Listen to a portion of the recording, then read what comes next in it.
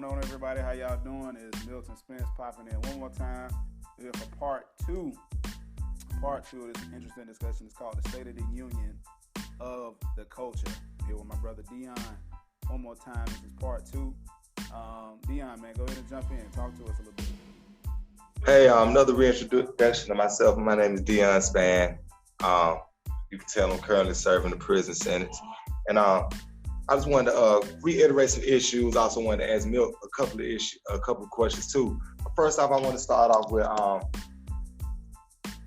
statement by Carter G. Woodson. Carter G. Woodson wrote a book called Miseducation of the Negro, as you remember. And this book was set like in the 30s. And he made a statement about black people supporting black people in this particular book. My dad required that I read this. Me and my brother, we read this book. And one of the most interesting points, and this is not verbatim, that he made in this book was that you have black people that would, instead of going to an HBCU and studying journalism, for instance, to go work at a black publication like Jet or Ebony Magazine or Essence Magazine, they would go to NYU, predominantly white college, major in journalism, just to say that they were the first people to work at the USA Today or the New York Times as a janitor, like not as a journalist or a writer or an editor or something like that, as a janitor. And in no way did this help the progression of black people in journalism, you see? But the whole point I'm getting at is that we be so quick to, integration is great. I'm gonna say that first, because I'm far from a racist. Integration is great, but all integration isn't good. Sometimes we integrate and it has a reverse effect, because back during the times of segregation, black businesses was booming because we had to depend on each other. And then over the time, throughout the course of the civil rights movement, people start becoming less discriminatory, where things became a lot less segregated, and we was allowed to eat in certain restaurants and get our hair cut in certain barbershops, and spend and support other businesses other than our own. And now we turn around and here it is 50, 60 years later, and now black businesses are at the bottom. There's not as many black businesses. So I don't really think that it's wise for us to be so quick to spend money with other people other than our own. It's okay to spend money with black fashion designers. We don't have to go buy Gucci. We don't have to go spend our money with people, because if you look at the majority of the predominantly rich white America, just rich people, period, they don't even support these brands that the less fortunate are spending their whole paycheck on. You feel what I'm saying, Milk? Yeah, I feel what you're saying 100%, man. And the thing is, I've always been a proponent of people supporting people within the community. Anytime somebody posts something on Facebook or wherever, or Instagram, and they're a black-owned business, whether it's a large one or a small one, I try to be a patron of that business. I have products in my house right now, whether it be from herbal tea from Therapeutic House, or whether it be a book from Jasmine Burns. She just wrote her first book, whether it be another book from another person that went to Albany State, LaQuata Sumter. She's one of the first women in her area to work in, I believe it's information technology. So she wrote a total book on that, and I just try to be a patron, not just because of the fact I want to be, I buy black and da-da-da. I actually want that to come back around to me too. So I try to make sure that I give what I expect to receive as well, you see what I'm saying? And I've never been a big proponent of buying anything name brand. I always felt like if it had a name on it and it was sold, it's a brand. You feel what I'm saying? That's kind of how I grew up. I didn't have a lot of money growing up in the first place, so my mama couldn't afford Jordan. She couldn't afford a lot of stuff. So I kind of had to wear whatever it was. When I went to school with a guy one time, he was always dressed to the nines, and I would always think to myself, he had name brand, big time brands on. And I talked to him one day, and he was like, bro, this shirt comes from Target, man. You know what I'm saying? When he put himself together, it made me realize, it doesn't matter the name behind it, right? As far as in a marketplace, adds value as far as money. But to me, a person who cannot afford that, I still can add value by the way I put the outfit together, regardless if it's a Gucci t-shirt or if it's Fruit of the Loom or if it's some other brand or Gildan or whoever. Just as long as it look good on me, it should be straight, right? But Right. but what you're talking about goes beyond clothes. I think Right. I think us as a community have kind of lost our way when it comes to that, only because of the fact we only focus on clothes, we only focus on things that are small.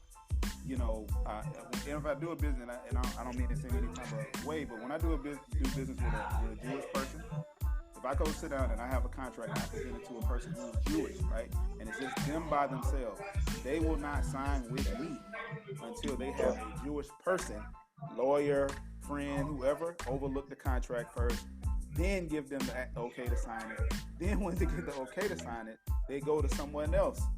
Is it okay to sign this? They basically pass things around within their community that are going to only, because I deal with a lot of people who are making investments into a product or service that is supposed to give them a return on their investment. So they try to make sure.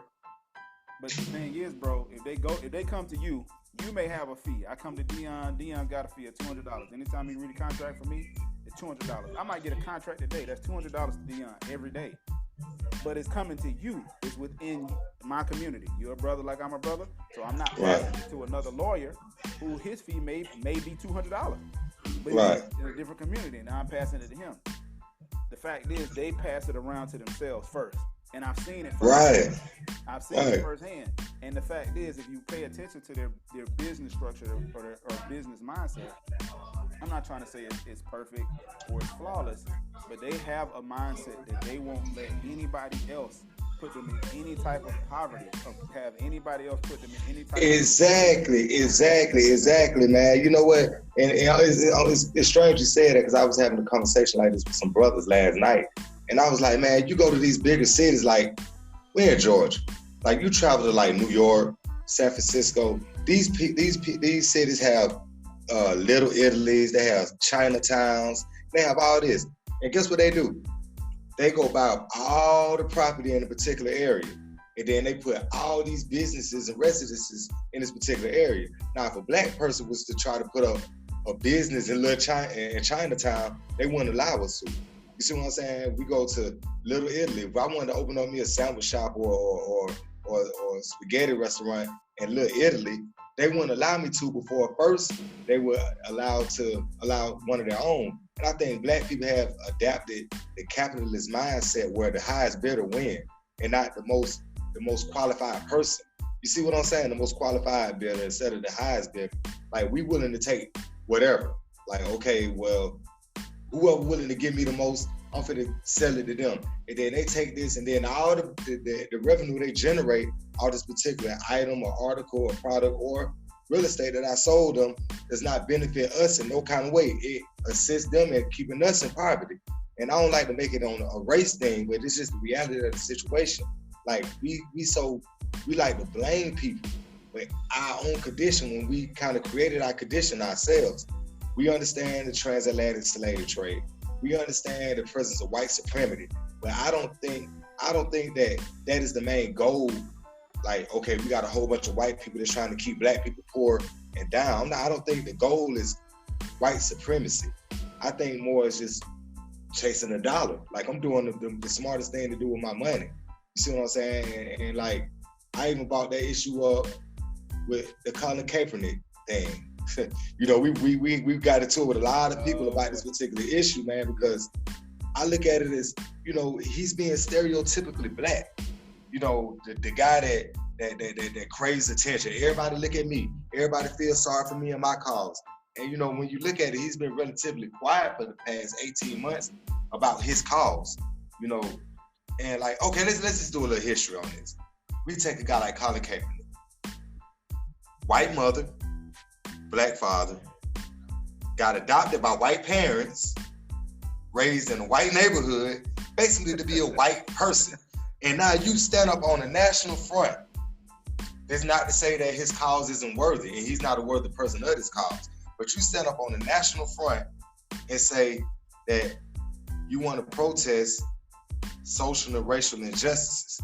Now, it's a known fact that, you know, people in his situation don't relate or suffer social or racist injustice like people that of our darker complected, you know what I'm saying, peers do. So like, you know, like with that aside, now you saying that a white guy that's an ex-Special Forces Army vet that plays on the offensive line tells you, hey, you shouldn't sit down during the national anthem. You should kneel because it's a lot less disrespectful. And as soon as that happens, it hits the media. During preseason, wasn't a big deal. His last game of preseason, he decides to take a knee, and then it hits the media. The same media, like you say, that you know, quote unquote, distorted his message in the words of his message. Secondly, it's like, okay, after all this time, you know, you settled out in court, you signed a non-disclosure agreement. I think that he just got the same money that, you know, that he had left on his contract. He had like 11 million or something like that, 12 million left on his contract. You know, I know they're not gonna give him more than what he was supposed to get paid when he signed for. And you know, the other guy who was Reed had to get his little money too. So like after that, it's like you went mute. We didn't hear nothing about you. We didn't see you at no rallies. You know, it ain't like police killings and social and racial injustice stopped since you settled out of court. You've been going through this with the NFL. You disappeared. And then all of a sudden, you pop up in October with your agent asking Jeff Nally, saying that, oh, nobody gave me a trial. Nobody gave me an interview. No, the NFL isn't interested in me. A month later, they pop up with a trial in the middle of the season. Now, we know this happens in March. You get a trial in the middle of the season. You wait 30 minutes, 20 to 30 minutes before, stereotypical black guy, last minute decision making guy. You see what I'm saying? You see where I'm going with this? And then you change the location. The location gets changed to a high school, and we know that you can't just do this out the blue. You can't just pull up on a high school, especially with high school students that can't interact with professional scouts. This has to be, you know, it has to be approved by the Board of Education and or the principal of that school. So it is planned. It's blatantly planned. You don't just do this on a Saturday in 20 minutes. You see what I'm saying? So like 7 scouts show up to the trial. You pull up, showing out. Media everywhere. Nike up there trying to shoot a commercial. Kuta Kente shirt.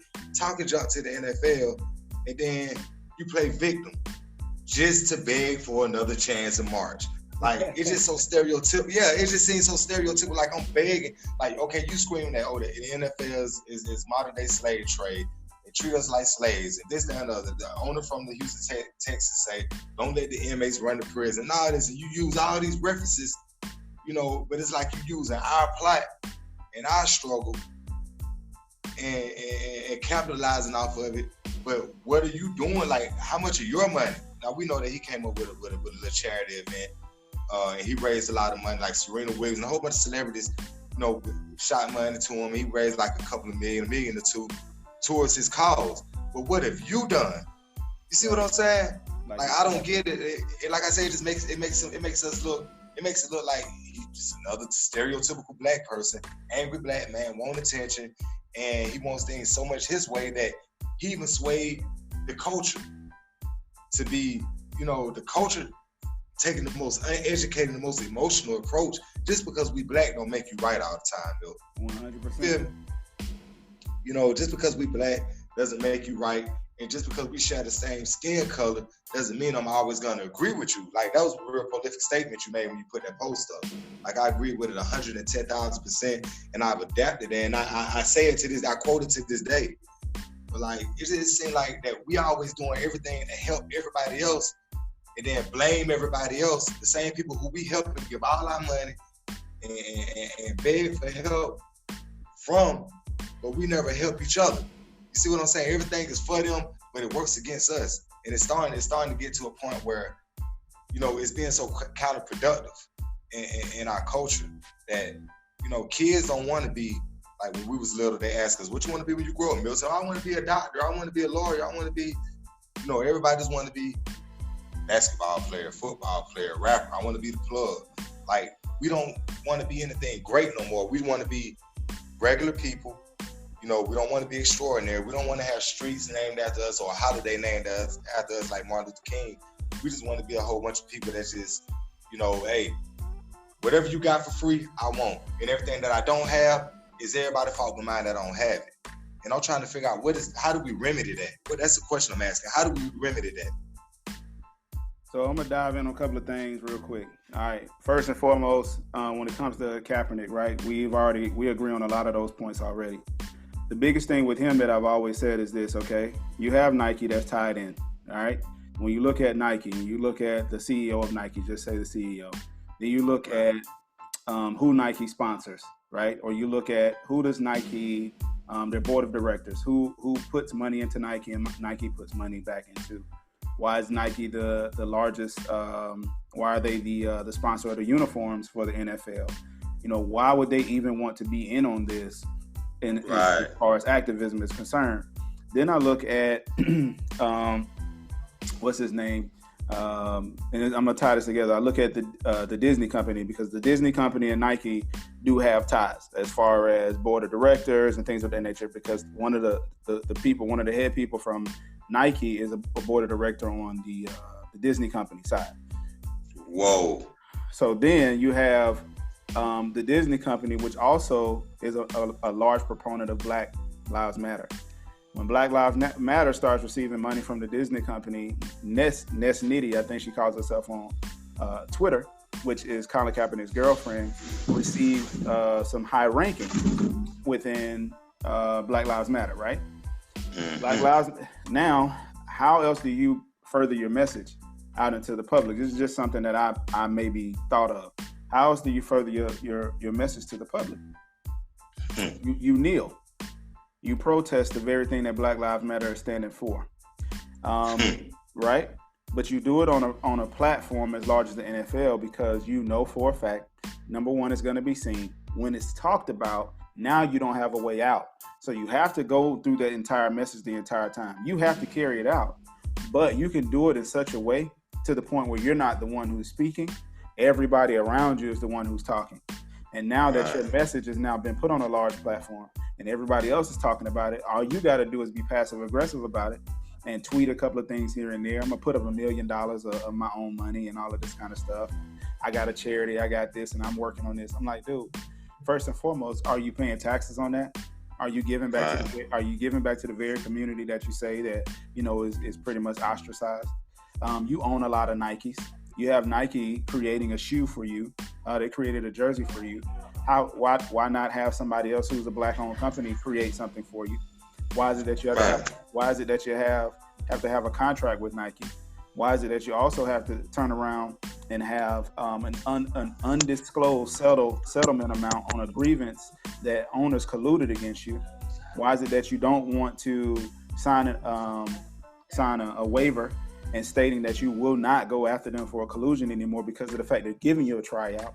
Why is it that everything that happens to you is as if you're on the other side of it, really not saying nothing but claim that you're saying a lot or claim that you're doing a lot?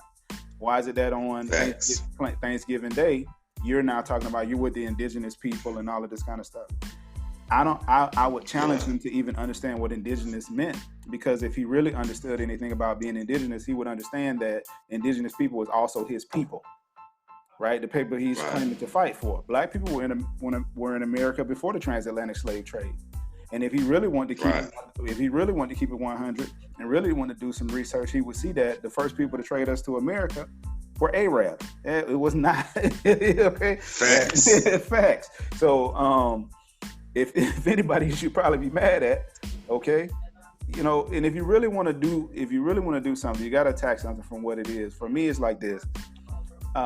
Anybody I've ever had make anything for my company, whether it be a business card, whether it be a shirt, whether it be anything, whether I'm paying them $100 or whether I'm paying them $20, right? They're gonna be a Black person. And it's not because I'm racist. It's not because I don't like other people.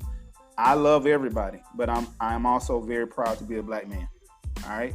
I grew up as a Black man. I grew up as nothing else. I can't associate with another race like that because I didn't grow up with them like that. I don't have the same view of their culture. And it's funny to me that everybody who has the largest voice when it comes to the movement between Colin Kaepernick and Eric Reed. Those gentlemen both, or and to me, they all have identity issues because they're trying to connect with us versus understanding that, look, if you grew up in it, you don't have to connect. It's a part of who you are. It's a part of your makeup. You don't have to show me how black you are. All right, because blackness is black. If you and I had to explain this to somebody just the other day. I said, we always talk about the culture, but we don't ever pay attention to black history, how we were great inventors, how we were great mathematicians and things of that nature. We are larger than just music and entertainment. The very the very stoplight that you stop at every single day. You're looking Gary Morgan every day as you're looking at. Yeah, but like people don't even know that. Right. But the hardest part to understand for me, in general, is just why is it that, he gets to be the face when you have other people who have been doing it for ages. Now, I tell you another funny thing. Well, as far as with Nike being involved, I do a lot of reading as is. I thought about it and I said, let me find out what the heck, why would Nike even be involved on this? And let me see who else in history has benefited from activism, right? Because if you look at activism, when you talk about it, especially now, it turns around and it's capitalistic. If you really want to be an activist, it's not that you have to be poor or broke. It's just that you just have to be an activist. It takes, I'm not trying to say it don't take money to do it, but it really doesn't take anything but your effort. And at this point, all it takes is your camera phone. It takes you actually putting in some effort yourself. You want to be an activist, you got plenty of schools out here. You got plenty of government officials out here with offices and things of that nature that you can step into. This man has not even been what's the word? Registered to vote. He's never even registered to vote. So how can you make a change in any community if you're not a part of the community in every single way? And for people who say, all right, my vote don't matter or my vote don't mean nothing, I would say, look, man, let me challenge you. Okay, if your vote doesn't matter, all right? Especially down here in Florida, they had a vote come down. It talked about Amendment 1. Amendment 1 down here in Florida meant that you gave up your rights in order to be able to receive money back from the power companies or the power companies in the area for selling them back any excess power when you go solar or something like that. I said, when you go solar in any other state, that's never brought up. But in Florida, it was brought up because it was something that was becoming popular down here. The power company down here built 44 solar fields. They have 44 solar fields right now, powering people's houses. Just like I'm at my house right now, is powering people's houses. They're collecting money, 30% for each solar field that they built. They collect 30% of the total bill from the United States government. You spend $2 million on that solar field, just the land, you receive 30% of that money back. So basically, you're receiving 30% of everything you invest in return. Not one investment in this entire world pays you 30% on anything you invest. You lucky if you make a 5% on what you invest in the stock market. Right. I think Warren Buffett. I read Warren Buffett said that they make like 10 to 12%. That's like super great. You see what I'm saying? They're not doubling their money or tripling their money. Right. But see, the thing with Warren Buffett is this. If you look at his investment portfolio, this is the thing about it. Everything that I'm saying is literally in public, bro. It's not hidden. You can just be creative with what you can literally talk to your phone. Like I was doing yesterday. I just had it in my head. I was looking up misappropriation of campaign funds. I just want to see, I just want to see like who's involved, what that's all about. Bro, I started reading about the Isles of Malta. I started reading about Hillary Clinton. And as soon as I read about Hillary Clinton, just yesterday, she got hit with that. A person inside her camp was funneling money through her campaign. She basically was taking campaign money and putting it in her pocket. I asked somebody this too, and I hate to put him out there. President Barack Obama. Everywhere when he became president, you ain't heard about it no other time. When he became president, how all of a sudden is there weapons funneling going through Chicago? The very place where he's at. If I'm a president and if I've been doing it, I got to make it look like I'm putting an effort to stop it. Especially if I'm reaping benefits from it, because of the fact everything is public knowledge. Then you talk about the court. I always ask people, do you know what the highest court in the land is now? A lot of people say the Supreme Court. It's the FISA court. the federal what is it? The Federal Intelligence Surveillance Agency, bruh. As we're on this right now, somebody can have a FISA on me or a FISA on you. Basically, they surveil everything we do. That is the highest court of the land. The Supreme Court could say no, and FISA could come in and say yes, and the Supreme Court has to pretty much bow down to that. That is where we're headed. If you want to know how to invest your money, you invest it in where data is. You follow data. If you follow data, you follow money. That's just that's what's for sale now. So everything about you, I always tell people, don't put your heart rate on your cell phone. Don't do your SO2 levels. Don't do all that stuff, because you're letting them into the very thing that a doctor could write down on a piece of paper. Now they got it digitally. So they want to know, let's see, it could help you, sure, but it also could be a killer to you. Because when you talk about, and I think I'm going way out, but when you talk about us as a people, Black people in general, I think the biggest thing we could give each other is honest and unadulterated education. Not on some biased stuff, not on some milk, you think you smarter than me, Dion, you think you... No, everybody got intelligence that's coming from everywhere. If we combine all our brains together, man, we could do some great things. Instead, what we do is get online and try to say who's smarter. Bruh, just listen to facts. Truth is truth, regardless of how you shake it and put it. If you put it in a brown sock, it's the truth. A red sock is the truth. It is true. The truth is the truth. The only thing you try to do with it is, if you try to misconstrue it and make it benefit you just so you don't sound stupid, all somebody has to do is pick up their phone, bruh, or get on Google right now and shut you all the way down. All the way down. And the fact is, in our community, the largest thing that you will face or that you will see is that the reason we do not put money back into our community the way we should is because we don't understand return on investment. Anytime I talk to anybody or I do business with anybody and they have money, the first thing they ask me, how long is it going to take me to make my money back? They don't care about the cost. They want to know how long is it going to take to make that amount of money back. That's it. So if I show them, look, you can make this money back in 5 years, and let's say they're 35 years old, the first thing they think, I'll be healthy enough to see that money return. And they think in another 5 years, I'll make that same exact money I just spent back. Plus, you feel what I'm saying? That's how they look at it. So they look at it, if I say 5 years, they say 10. 10 years to make the money back. And they're like, I'm spending it out and I'm going to get to $0. They said, I haven't made money then. I just got back to zero. I want to see if it can triple in that same amount of time. That is how we should start looking at stuff, looking at data, paying attention to everything. And the major hookup in our community, if you really pay attention, the reason why athletes, and I was an athlete, the reason why athletes, everything is pushed above when it comes to us, because if somebody just tells you, bro, you can run fast and this is what you're good at, then that's all you will see yourself as. Anything that is placed up by an unforeseen hand, especially in America, you can bet your bottom dollar there's something else over here that you should be looking at. Not that. Something else. I love football, but I know for a fact I follow finances, the stuff that's the hardest to understand. Finances, money, the stock market, return on investments, interest rates, like how that stuff plays. I sat down with a lady the other day, and I'm gonna be quiet after this. I sat down with a lady the other day. I proposed to this lady, I think it was about $50,000 total investment. I was gonna do her roof and a solar system for our house. $50,000. She was gonna make her money back in about 7 years. Cool. I told the lady, she was hesitant, right? Like, I don't know if I want to do that. I said, but you need a roof. Yeah. I said, do you need the solar system? Not really. I said, so let's just do the roof. That brings your return on investment back down to like a year or two. Okay.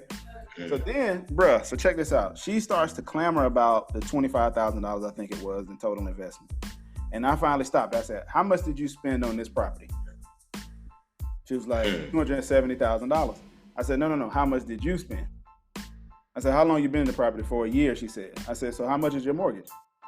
And she was like, I forgot what she said, what it was. I said, how much is the interest rate? She told me what that was. I said, all right, so I'm gonna put this in a calculator for you. I said, so out of $270,000, you paid roughly 10 out of 270. I said, you didn't make a dent. I said, it's gonna take you 30 years to break even, and it would take you another 30 years to make that money all the way back. I said, do you have 30 years that you think you're gonna be on this earth? She was like, no. She's like 60 years old.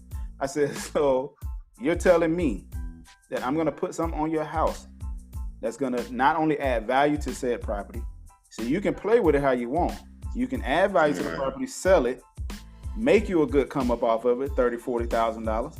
Go get you a property, put some money down. I said, or you could take that money. I said, you could put on a new property or flip another property, something that's gonna make you even more money. Or flip another property, something that's gonna make you even more money. I said, but you'd rather talk to me about $20,000. I said, how fast did it take you to sign your contract when you found this house? You're like, I signed it that day. I said, but you were willing to sign away $270,000 for 30 years of your life, but you're not willing to put an improvement on the property to up the value to what it's actually worth. I said, ma'am, I looked in your area. You bought a home for $270,000. I said, the houses around you are worth about $350 and going up. I said, and the reason being is that if you look around, I said, is everybody getting new construction in the area? She's like, yeah. I said, these houses are kind of old. Yeah. I said, why do you think people are putting so much money into these houses? Like to up the value. I said, exactly. I said, because in the future where you are, specifically what she was like in the historic area of Miami. I said, where you are right now, these houses are going to be triple what they're worth today. I said, I just sold a system to a lady. When she first moved on her house, it was $50,000. She paid the house off long time ago, and they just been living there and adding on to the property. The house is worth $500,000. Wow. This lady has made $450,000 on a property at this very moment. And she ain't moving nowhere. But she said, when I pass, my children can do what they please. I'm leaving them behind insurance money. So I have life insurance outside of whatever. I got an investment property in this property that I live in. She has other investment properties. And what else she said? She has some other stuff. And we have each other clamoring over. Now we be pissed that if somebody, a business owner, let's say you selling shirts, if you charge me $40 and I can get it from Tommy over here for $20. Right. Tommy selling you a shirt that costs him maybe 5 cents to purchase. Right. You selling me a shirt that you made with your own hands that cost you $20 to purchase. I want to pay Tommy so Tommy can make way more money than my mother. Right. Now, mind you, Tommy paid 5 cents. He charged you $20. He gonna make $19.95 off this shirt. All right. You made the shirt for $20. You charging him $40. You trying to make $20. So for 5 cents extra that you can make, you in my community, you can make 5 cents extra. Nah, I'm good on that 5 cents. Right. You kidding me right now? Yes. Bruh, you see what I'm saying? So when you look at how we're doing business, and this is where I'm at. When you look at how we're doing business, when you look at how we're treating each other when it comes to business, when you look at how we're not spending money where it needs to be spent, we find ourselves in a position where if somebody like yourself or somebody like me who comes along and says, you're spending your money the wrong way. I told somebody this and they slapped me. This was when I was in college. I ain't gonna put them out there. But the person slapped me because I was like, you stupid. You spend your money the wrong way. He slapped me. I said, you ain't my mama, you ain't my daddy. I said, well, your mama and daddy should have told you better. You know what I'm saying? And she slapped me because, she thought I was being disrespectful. I'm like, look, I'm just trying to tell you, you just got a lump sum of money. I said, do you know what you can do with that lump sum of money? I started pointing out the things. I said, you know how much it costs to start a Dunkin' Donuts? How much? I was like, it cost you $10,000. I said, you got $11,000. You put $10,000 into a Dunkin' Donuts, you won't have to work for the rest of your life. How much it costs? It costs now that $10,000 at that time. That was in 2007 to start a Dunkin' Donuts in Albany, Georgia. Right now, you see 3 and 4 around there, but at the time, it wasn't one. Right. Okay, it wasn't one. It's 3 or 4 there now. That same Dunkin' Donuts she could have spent $10,000 on, bruh. Today, it costs you almost $50,000, $60,000 to start with. Man. You see what I'm saying? So it's like, if we really want to understand anything in the United States of America, we need to understand money. People talk about Black Wall Street. They talk about it. But there's a reason why it was burnt down. There's a reason why it was bombed down. People talk about the Black Panther Party. There's a reason why it was shut down. You got Crips and Bloods, almost 30,000 members each. Why you think they ain't been shut down? We killing each other. Okay, cool. Population control. Bruh, it's easy to understand, but we would rather be entertained. Because if you you know what though? Go ahead, bro. You know what? Not to cut you off, because you made an interesting point I want to speak on, because you spoke about somebody being the face for a particular movement. We was talking about Colin Kaepernick. Like it brought me back to Rosa Parks. Claudette Colvin was actually the first person that was denied her seat on the bus. Exactly, right? But she doesn't get the credit or the recognition that Rosa Parks get. You see what I'm saying? Because of who she was tied to, bro. Exactly. So that's the whole thing, is that I guess the song rings true. They're doing the thing for clout, huh? It seems like we the only ones that it's like we the only race that's like that. Like, listen, man, you started a well-rounded consultation group. Guess what, bro? If you tell me, hey, Dion, I want you to be the face for my group, cool, I'll do that. But under no circumstances should I make it my particular project when I didn't put in the blood, sweat, and tears for that particular project. Right. I'm like, bro, I want you to be the face, and this is what you're going to get out of it. Then you turn around and say, well, wait a minute now. Right. I am well-rounded consultant now. Like, nah, hold on, calm down. I just want you to be on the, Exactly, man. That's the thing with us is that we think too small. We went from being natural producers to being consumers of production. Exactly. You see what I'm saying? Like, Africa is the wealthiest land. Well, it's the richest land. The United States is the wealthiest. See, Africa is the richest. You want to know why? Because it produces everything that the world needs from natural resources. You see what I'm saying? They exploit, and Jay-Z just made a mention of this. They exploit, the African mineral miners and precious stone miners, and make y'all go work for cheap. Same thing Nike was doing, Jordan was doing. We make it over here in China for 25 cents and take it right over here and sell it to predominantly Black, urban, impoverished neighborhoods for $200. Like, you got people that are walking around. It's the craziest thing, right? You see people that we so used to living beyond our means. Like, only thing we know how to do is show off. That's all we know how to do. Show off, cry, and complain. Like, we go spend $1,100 on the iPhone. We spend $1,100 on the phone, bro. iPhone. My daughter, India, she wants the new iPhone, and I'm like, look, girl, you ain't even got that much money worth of clothes in the house. Right. It don't make sense because everybody's so caught up in having the most expensive stuff. You see what I'm saying? But when it comes time to actually spend money, I was reading in the magazine, I can't think of the name of it. It wasn't Bloomberg, but it was saying that the average Black family can only raise the average of $400 in case of emergency. $400. But your phone is 3 times that much. That's facts, bro. You know what I'm saying? We can't get nothing back for what we spent our money on. And like, we invested, it's like you said, we invested in the wrong thing. Okay, I invested in a new iPhone, $1,200. Now that iPhone can make me $2,400, $3,500 from having it at least the same amount of time it took me to raise the $1,200 to pay for this phone plus the bill every month. So now we're talking about what, $2,000 almost. You see what I'm saying? And the thing is, unless you re-up that money, you're constantly paying into inflation, constantly, regardless if it's a percentage or 2 or 3%. You're constantly toppling money. And a lot of times what we don't understand is the biggest or the largest way a lot of people built money for themselves was through a credit line first. Then from there, now they're able to make the credit line disappear because they're cash rich. So put it like this. If I were to calculate your net worth, it would say Dion's net worth is $3 billion. People look at that and like, oh, snap. But bro, your liquid assets could be 100,000. Right. You got me? Right. But the thing is, a lot of people don't understand. If you have a net worth of $3 billion, meaning you've invested money into things that are now worth that, right? Yeah, and then some. And then some.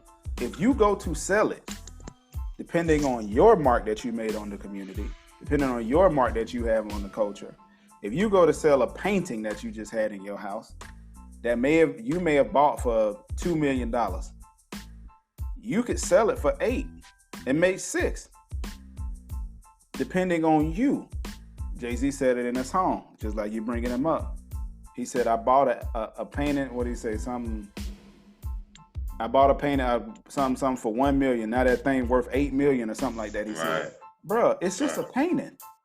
Right. But it's in his house, in his possession, the owner of multiple companies. And another thing with him, he positioned himself. And like I said to somebody, I said, he positioned himself to be in the NFL's back pocket, right? He's a businessman first. He's going to continue to show y'all something. I'm a businessman first, period. If we don't, as people, get about our business, not just talking about owning them, but if we don't understand ownership, and if we don't get on the factors of financial independence and financial understanding and knowledge, I understand there's a lot of people out here who are credit agents now, and that's cool, helping people get their credit right. But who's the credit educator, fam? Who's teaching people what to do with that credit once they get it to a certain potential? It's not for you to go buy a vehicle. I drive a 2007 Honda Accord. I may pull up to a house that's worth $5 million. My wife drives a 2017 Dodge Caravan GT. I'm not worried about appearances. I don't care about that. Right. Because at the end of the day, when I put the car on the road, bro, and I press the gas, it goes just like it did in 2007. I put my maintenance on it. I do, you know what I'm saying? I do maintenance. I do everything I need to. And it rolled just like it rolled in 2007. I just replaced the brakes and everything yesterday by myself. I ain't got to pay nobody to do that. I get on YouTube. I learn how to do it on that specific car. Somebody has, it's as simple as, and my teacher used to always say it. And she used to say it, she would say it in a way not to reference the Bible, but she would always say it. She was like, the dumbest people in the world, sometimes they die rich. She said, sometimes. She said, but the dumbest people in the world always die poor. She said, whether that's spiritually, mentally, physically, or monetarily. She said, they always die poor in one of those areas. She said, the smartest people in the world, they don't. She said, they always die rich. They always die wealthy. She said, the smartest people. She said, now wealth depends on what you put on it. To you, wealth could be that you earned $1 million or that you got $1 million. Somebody else's wealth could be that they got 30 million, 30 trillion, 30, whatever dollars to their name. The thing is, though, what can you do with the money that you've now acquired? How can you take that money and put it into your family's hand? Not just for them to go out and spend. Prime example, some people hate Walmart. I learned from Walmart. The Walton family took one store.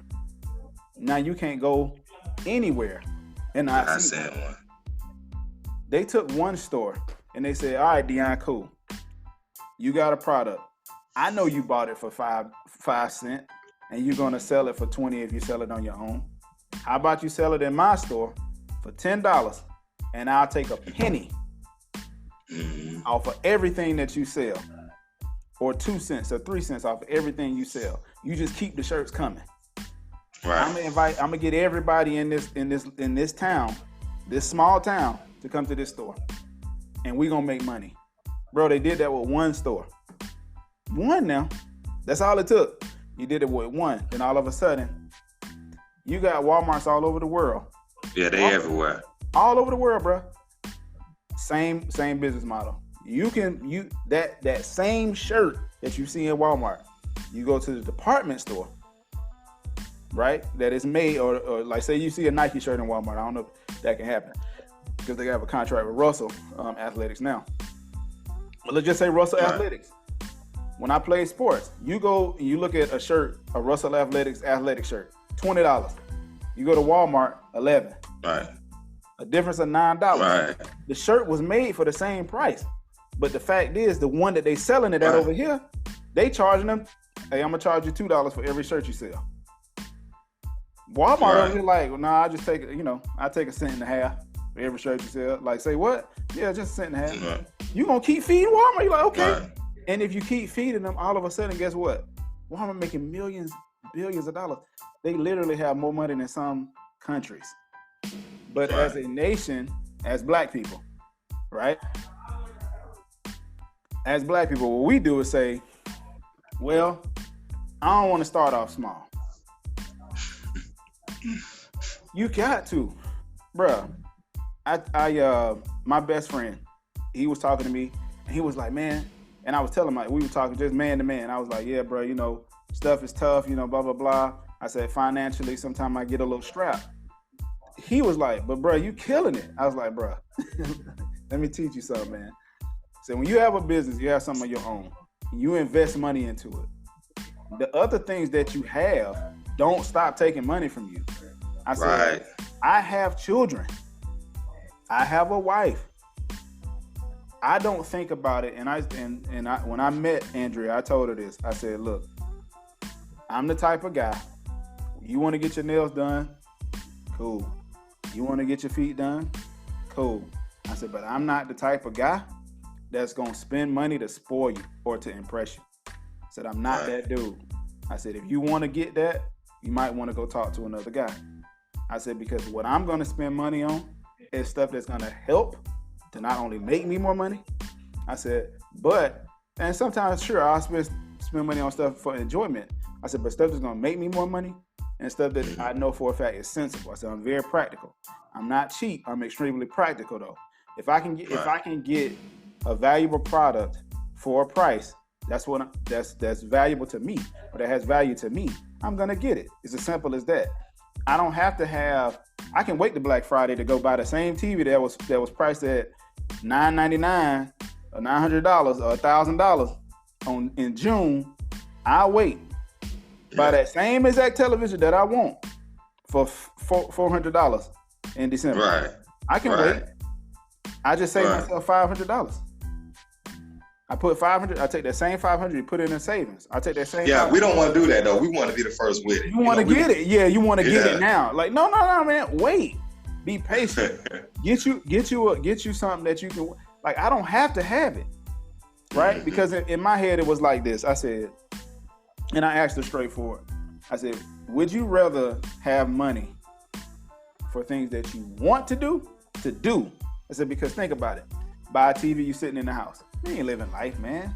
Like that's you watch TV anywhere. I said, would you rather have money for stuff that you honestly want to do, or would you rather have money and just be comfortable sitting in the house? Right. Yeah, stuff that you got. Hey man, you know what? You know what? It's crazy because another thought just came in my mind too about investments, and I just noticed that it's been a new wave as of late. And we got this program that we starting called Strides, and like these guys, they're just trying to keep you within the prison, be able to get little perks in the prison. And I'm like, man, look, there's no program in the prison that's really in Georgia that really we could take or use and say, okay, well, this would help guarantee us parole. So we got this program. What the idea of pushing this, through artistic expression, we could prove to society that we could benefit society and that we're fit for society. So like, I was sitting up here thinking, I was like, man, you know what, man? The biggest example of that is Meek Mill, right? Meek Mill, Michael Vick, same thing. Right. Listen, Meek Mill was dead wrong. Meek Mill was on parole or probation, and he's popping a wheelie in the middle of the street. No helmet, no nothing. He gets locked up, and because of the people who he knew, and because the people who he knew felt like they were able to show that he would be a benefit to society. 21 Savage too with the immigration thing. Oh yeah, him. Yeah. Yeah, exactly. And now you got people like Robert Kraft come and sponsor. They come to speak on behalf because I've noticed that prison reform is the new wave. Everybody's investing time and money. Kim Kardashian, she's not the one who actually going to get them folks out. She's the star power behind it. It's Brittany Stringer and some other lady. They two lawyers that met and say, you know what, let's start this prison reform thing. And all of a sudden, Kim Kardashian gets wind of it, and every time a prisoner gets out from an unjust sentence or unjust parole issue, she the one gets all the credit. And I'm noticing that everybody's jumping on this wave right now. So I think it's kind of time for like our people, because it's not too many people of color out in the United States that don't have a loved one that's incarcerated or haven't been incarcerated themselves. You see, either your significant other, somebody you know, some kind of loved one has been incarcerated, or you've been incarcerated yourself, right? And like right now, man, is that what's really needed is something that can because this is how the parole process goes in Georgia. Parole process goes like this. You come up for parole, and then like my parole date is December 4th. December 4th comes and goes. About a month later, me and a group of guys who also had a parole date for this date, if we all get denied, we all get the same letter, same letterhead, the same stamp, same signature, different name. One name would say my name, another name would say Milton Spence or whatever. And worst case scenario, you have a life sentence like me. Your third time coming up for parole, which would be roughly 22, 23 years. A parole representative will come interview you and check your mental status and try to determine whether you're fit for society based off a face sheet that was written when you first got locked up, and then they look at your institutional conduct based on what other people said. Now, the problem with this is that some of the same people who determine what our institutional conduct is viewed as, a lot of these officers be corrupt officers. You see, these be some of the same officers that's been fired, locked up for corruption. You see what I'm saying? We know this is real big out there in the world. There's no secret. This is why I'm comfortable enough to speak about it. All right, so you mean to tell me that somebody that's corrupt themselves telling you they done wrote a disciplinary report and told you that I was insubordinate, I failed to follow the instructions, it is that another, when they broke the officer oath of getting a job here, they left their place of employment in handcuffs. And these same demerits that you're looking at that's telling you that I'm not fit for society are used against me. Instead of people, like, in order for me to get convicted, I have to be tried in front of 12 of my peers, right? Peers. So why isn't my peers the ones that are determining whether I'm fit for society? You see what I'm saying? So I think people need to get on this wave, man. Like, okay, look, I'm not saying everybody in here deserves to be out. I won't fix my mouth to say that. There's some people that committed horrendous crimes and they haven't changed not one bit. I'm around them every day. And then you have some people that just sit here like, man, I'm not the same person I was 5, 10, 15, 20, 30. Some guys been in here 30, 35 years, bro. They was 17, 18 years old when they committed their crime. And you mean to tell me here it is 30 years later that you still feel like this person is the same person? You still saying that due to the nature of his crime that he's not fit for society, as if rape isn't rape in 2020. 2025, rape is going to be rape. Murder is going to be murder in the far future.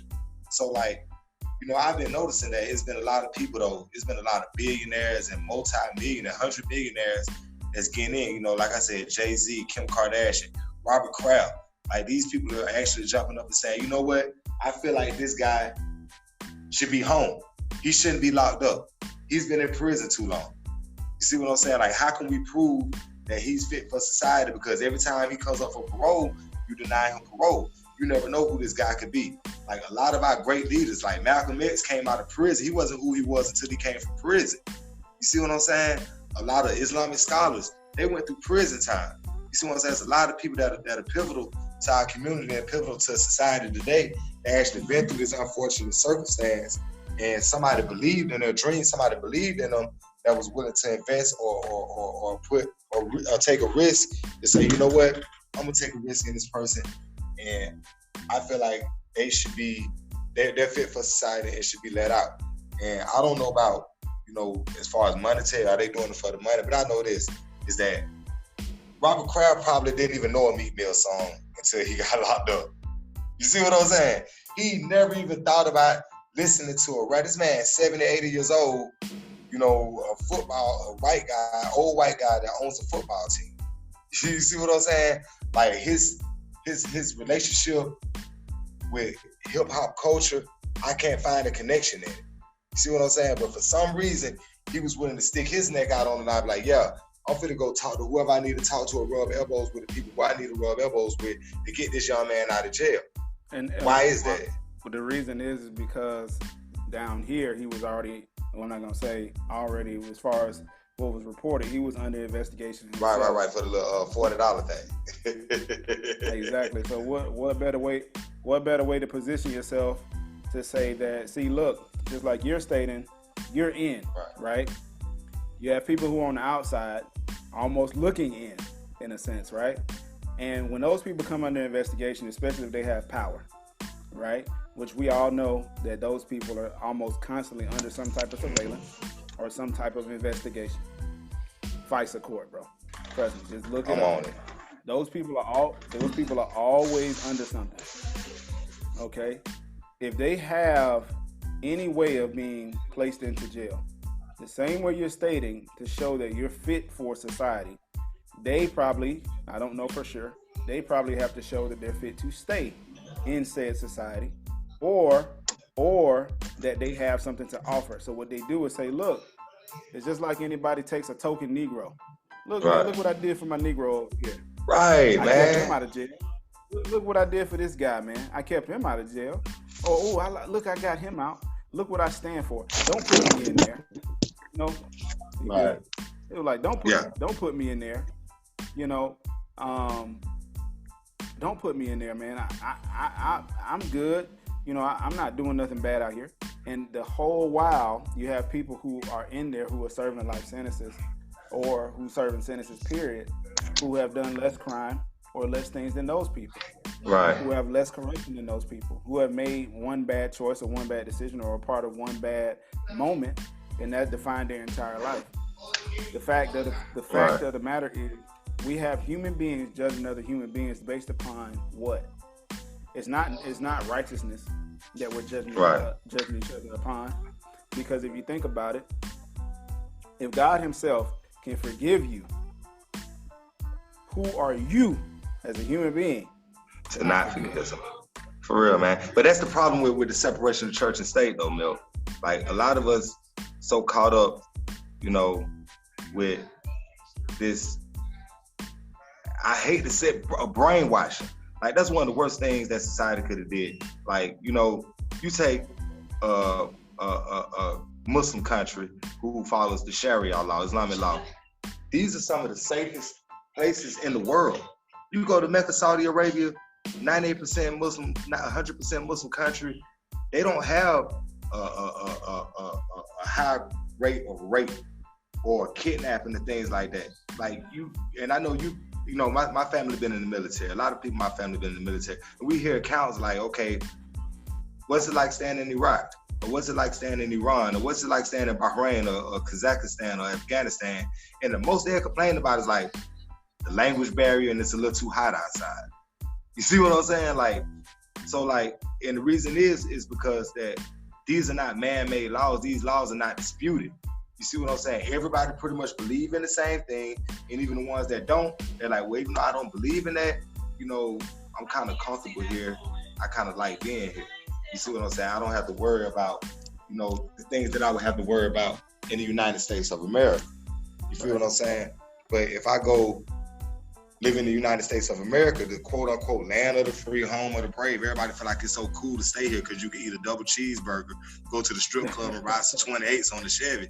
But like, other than that, man, I can't leave my child. Like, I can't let my child wander in the grocery store no more. You see what I'm saying? I can't let my child walk home from school because of this white van they say riding around. Which, like all these gangs, like you said, 30-some thousand Crips and Bloods, and they'll shoot up a black neighborhood, but they won't shoot a white van. You see what I'm saying? Like, if you look at it like, okay, you got a whole bunch of vigilante gangsters. Since y'all say y'all started these, everybody like to say, we started these organizations, these gangs to protect the community. All right, that goal has been lost. And here's the number one reason. Here's your number one excuse to start by protecting the community. see what I'm saying? You got these people that are these sad people that are riding around kidnapping your brothers, your sisters, and your kids, and there's nothing being done about it, man.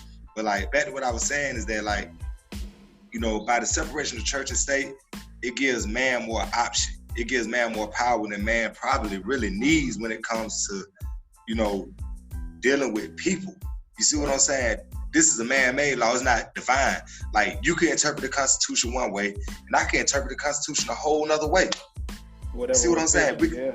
Exactly. We can take the Fifth Amendment. You see what I'm saying? And say, okay, I want to exercise the right to remain silent. You see what I'm saying? And you can say, well, you know, silence, I take that as, you know, even though you do. You didn't write anything down, but you gotta talk to me though. Right, or your silence means is affirmation and not negation.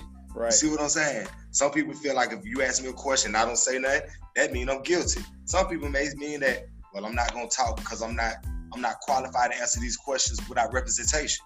We take the First Amendment, freedom of speech. I can get out here and say the police. That's what that means to me. But another person say, well, that has a limit on it because if you say it in a matter that's disrespectful to authority, it's too much. It's too ambiguous, bro. It's too debatable. You see what I'm saying? So when you have a situation like that, you're gonna have corruption. See that? You're gonna have immorality. Mm-hmm. You're gonna have people that cover up a lot of things. You're gonna see a lot of favoritism shown. Yes, sir. Feel me? Mm-hmm. So like, I don't even understand. Like you brought up a while back. You know, Colin Kaepernick, since he's been 18, he hasn't even been registered to vote. Like you saying that. So what you telling me is that you've identified the problem, but you're not willing to do what it takes to change the problem. Right. See, something that's done as privately as going in the little booth and discreetly voting for who you feel like can help the situations that we don't like in our country. You'll get out on the national forefront and do something that don't make not one change. Like, how'd you send down a kneeling, stopping police from killing innocent black people? It's not. How did you send down for the national anthem, stop white people from hating black people, or black people from hating black people, or black people from hating white? It's not. All it's doing is making you look like something that you're really not. Exactly. Makes you stand in the light that you're not even ready to stand in. And to me, you know, if you're man enough to really say it, you do say F the police if you're really about that. If you're really on that level, you do say it. If you're not, then just say nothing at all, boss. You know what I'm saying? Or say whatever, wherever your level is. Don't go beyond your level. That's my thing. When it comes to the laws and things of that nature, even in the Bible, it tells us to abide by the laws of the land. Follow the laws of the land. The thing is, the laws are in themselves misconstrued. A lot of people even tell you to follow your heart. Follow what you believe is right. And I always tell people this. When you follow what you believe is right or follow your quote-unquote heart, are you honestly following your instincts or are you following something that you tell yourself? Because when it boils down to it, your honesty or, who you are, what you decide to do, it's not based upon anything you honestly feel. It's not. Right. Feelings can get you only so far. Feelings can get you into a marriage, but they can't keep you married. Right. Feelings can help you do a lot of stuff, but it lets you know their value because they don't hold water in the long run. The only thing that holds water in the long run is decisions that you make that are mentally sound.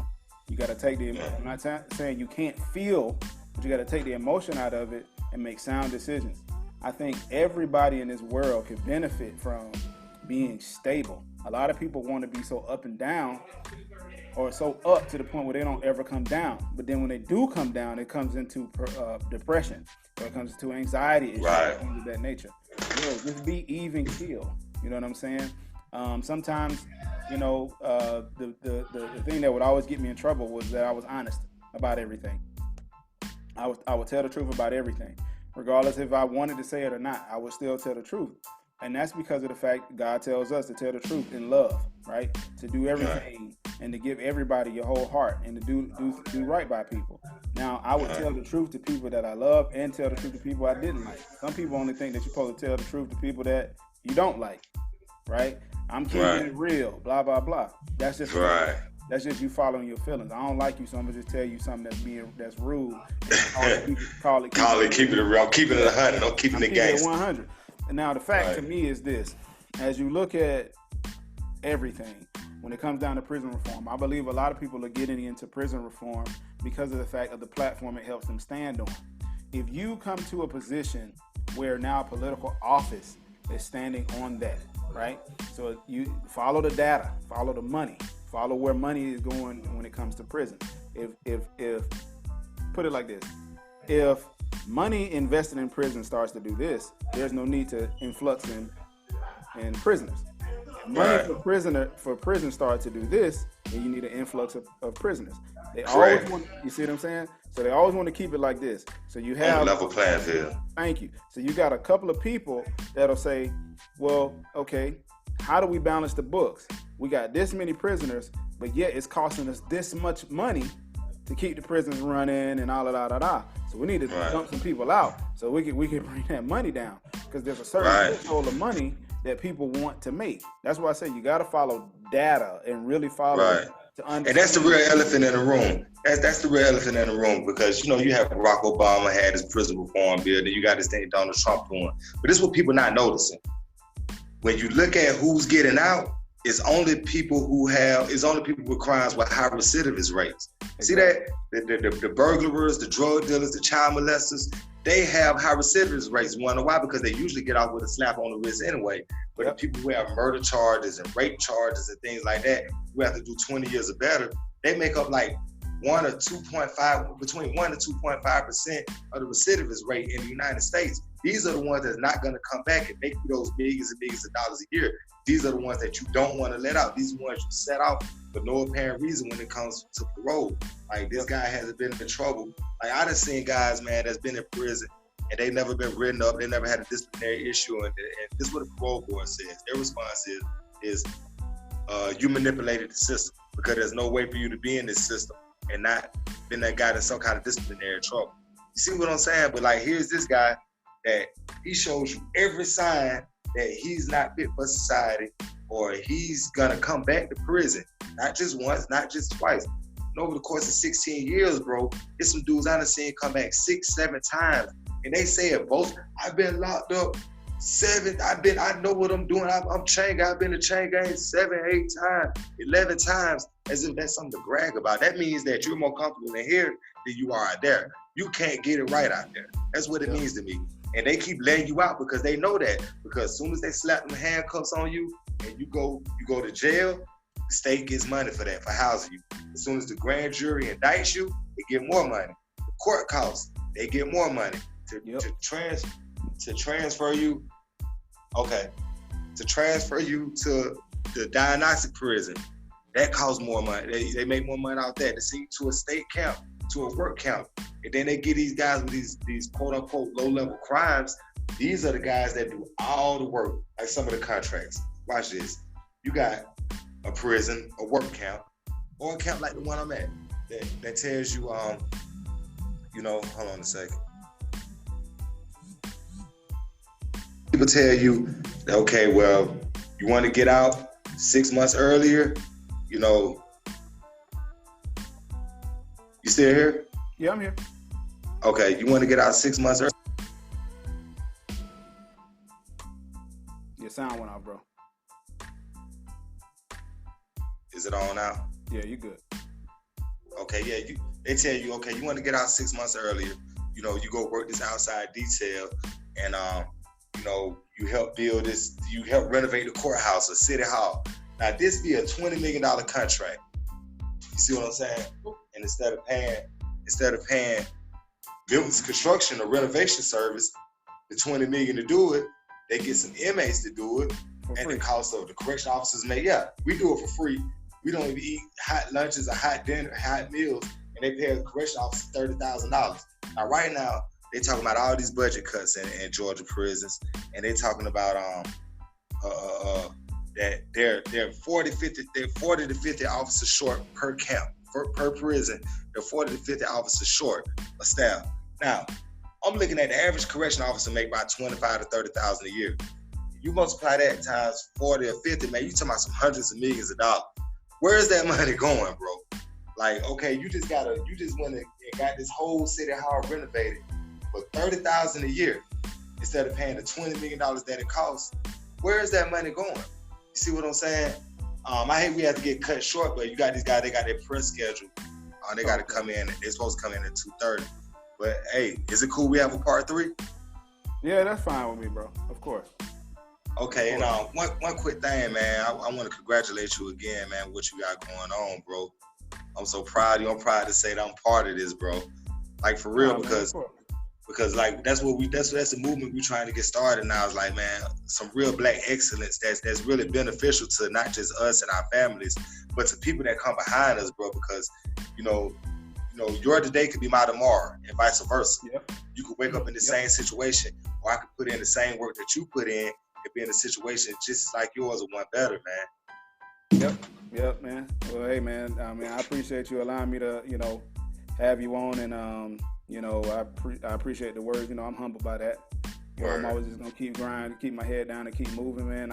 Every time I look up somebody, heaping some praise at me, bro, I just take it and I put my head back down and I keep moving. That's because I have a main goal, and that's not just to promote the black community, but it's also to put us in a light where it shows that not only we can't be can't be sold, and we have our own morals and we stand on things, and to just have conversations with people from all walks of life in order to make sure I bring light to everything. And I don't know, bro, I just got a lot of goals, but you were one of the people I wanted on because I believed, and I felt like, your insight or your side of the coin is something that people need to hear versus only hearing it from those who are quote unquote popular. I don't know a lot of people who talk to people within prison or outside of prison that have valuable conversation, but I honestly believe that it's imperative for myself and for you to keep having these conversations, and not just that, but to do things within our community and do things for people, whether it be privately on an open forum like this, bro. But thank you again, man, and I'm proud of you. Hey, man. Keep your head up, bro. All right, man, I'm gonna give you some insight on that Strides program we started too, man. Let you know what we got going on. You might want to get in on that. Please do. Yeah, I want to get in on it, bro. All right, bro. Love, man. Much love, bro.